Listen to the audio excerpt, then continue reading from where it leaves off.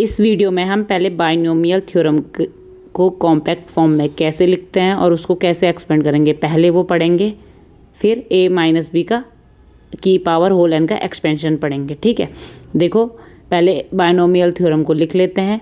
a plus B की whole power n equal to N C zero A की power n plus N C one A की power n minus one B की power 1 plus N C two A की power n minus two B की power 2 plus dash dash dash plus N C N B की power n।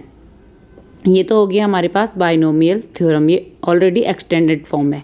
देखो इसका compact form कैसे होता है, कैसे लिख सकते हैं हम इसे छोटे से रूप में। a प्लस बी की power whole n equal to sigma, तो पता होगा आपको सिग्मा। देखो r की वैल्यू कहाँ से कहाँ वेरी करेगी, r equal to 0 to n। ठीक है, और एन सी आर क्या है, बाइनोमियल कोफिशिएंट इंटू a की power n minus r into B की पावर r।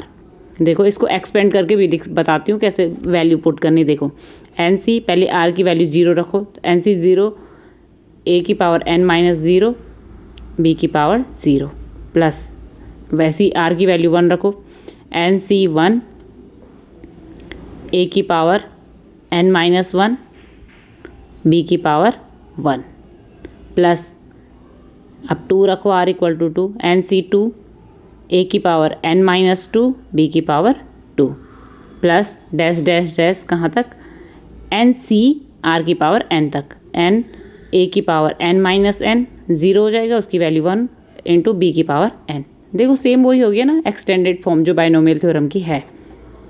ठीक है, ये इसका कॉम्पैक्ट रूप था। अब देखो a माइनस बी की होल पावर n, इसको कैसे निकालेंगे, इसका फॉर्मूला कैसे यूज करेंगे। तो इसमें क्या करेंगे, a प्लस माइनस बी को ब्रैकेट के अंदर ले लेते, होल पावर n, इसको एक्सटेंड करेंगे। अब वैसे करेंगे इसी फॉर्मूले से। देखो कैसे, एन सी 0 a की पावर n, देखो a में तो कोई प्लस माइनस चेंज नहीं हुआ ना, केवल प्लस ही है, मतलब a की power n plus N C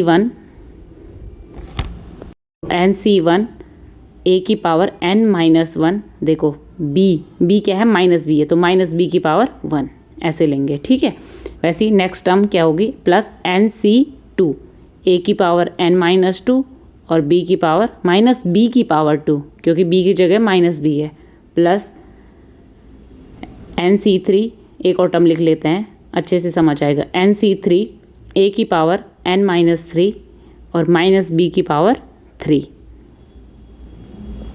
plus dash dash dash last term plus N C N और माइनस बी की पावर n, क्योंकि a की पावर लास्ट में 0 हो जाती है। ठीक है, अब देखो इसे एक्सटेंड करके फॉर्मूले कैसे लिख सकते हैं हम, a माइनस बी की whole power n equal to कैसे निकालेंगे। देखो पहली टर्म तो क्या आएगी, एन सी 0 a की पावर n।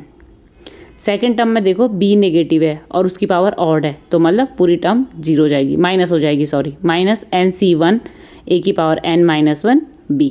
ठीक है, अब नेक्स्ट टर्म में देखो b की पावर क्या है, E1 है, तो b मतलब पॉजिटिव होगा, तो एन सी 2 a की पावर n माइनस 2 b की पावर 2। और नेक्स्ट टर्म देखो फिर b की पावर ऑड है, तो यहाँ पॉजिटिव नेगेटिव हो जाएगा, तो ये क्या हो जाएगा, माइनस एन सी 3 a की पावर n माइनस 3 b की पावर 3, तो प्लस डैश डैश डैश। अब देखो लास्ट वाली टर्म n पे डिपेंड करेगी कि वो पॉजिटिव है या निगेटिव है, तो माइनस 1 की पावर n ले लेते हैं कॉमन, तो एन सी एन बी की पावर n। ठीक है, ये एक्सटेंड फॉर्म हो गया किसका, a माइनस बी की होल पावर n का, एक टर्म प्लस एक माइनस एक प्लस। ठीक है, वैसे ही 1 प्लस एक्स की होल पावर n का एक्सपेंशन पढ़ेंगे। देखो a की जगह 1 है और b की जगह x है, तो बस वैल्यू पुट करते रहो, तो ये क्या हो जाएगा, एन सी 0 एक 1 की पावर कुछ भी रखो तो 1 ही होता है, तो एन सी 0 पहली टर्म आ गई, एन सी 0 प्लस वैसे ही एन सी 1 और a की पावर कुछ भी है तो इंटू एक्स की पावर 1, मतलब b की जगह x है, प्लस एन सी 2 x की पावर 2, क्योंकि a की पावर हर किसी में एक ही आएगी, plus dash dash dash N C N X की पावर n।